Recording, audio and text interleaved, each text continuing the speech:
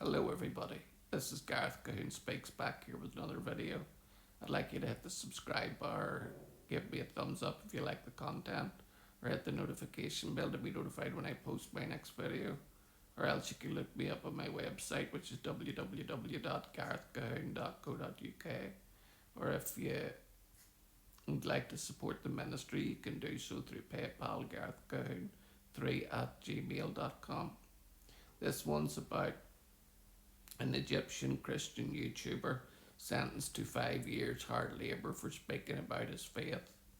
A Christian YouTuber in Egypt has been sentenced to 5 years of hard labour for defending Christianity online, according to a Washington DC based non-profit.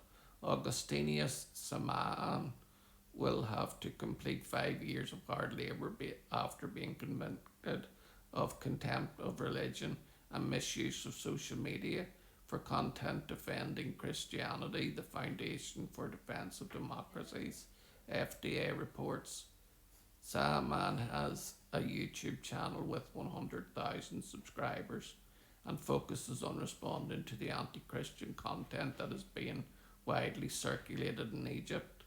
Coptic Solidarity reports he is also a researcher who specialises in Christian apologetics and comparative religion. Saaman was arrested last October and was initially detained for 15 days pending an investigation. However, Miriam Wahaba, a research analyst with the FDD, points out that the 2 week detention quickly evolved into months of imprisonment.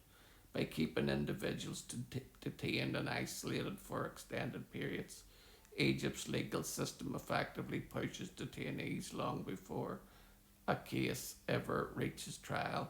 She recently wrote, under Egyptian law, maximum pre-trial detention periods are ostensibly capped at 6 months for misdemeanors, 18 months for felonies, and 24 months for crimes carrying life imprisonment or the death penalty.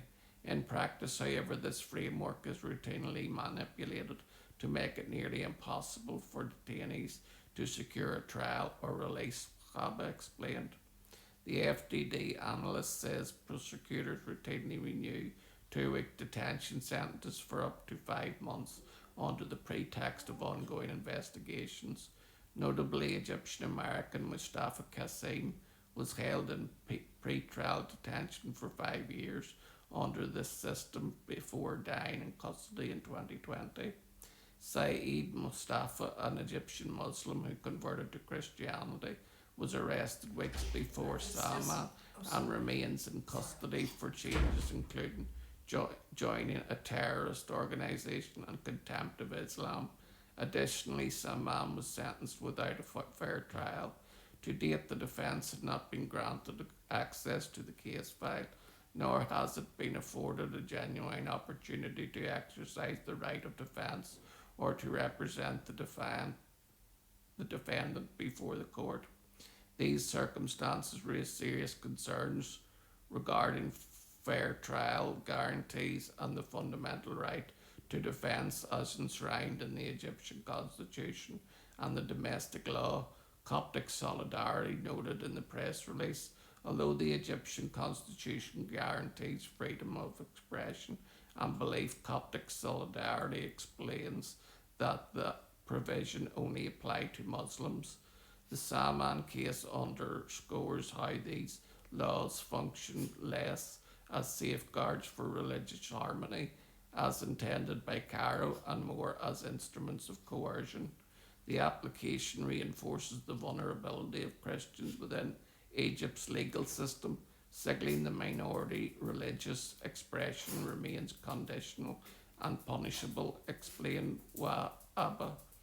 This year, Egypt has ranked at number 42 on the Open Doors watch list of the 50 worst persecutors of Christians around the world. In Egypt, most religious freedom violations happen at the community level. These include harassment of Christian women and mobs expelling Christians after alleged blasphemy. These incidents largely take place in rural areas of Upper Egypt and in some economically disadvantaged urban areas, especially when Islamic extremism are present. Open Doors explained.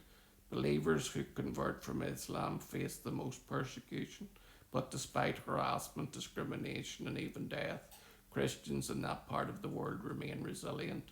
Gla Kakon, founder of For the Martyrs, is raising awareness of the plight of Christians who are being persecuted despite the most unimaginable tragedy and horrific crimes against humanity. They still had hope. They've kept the faith, she said.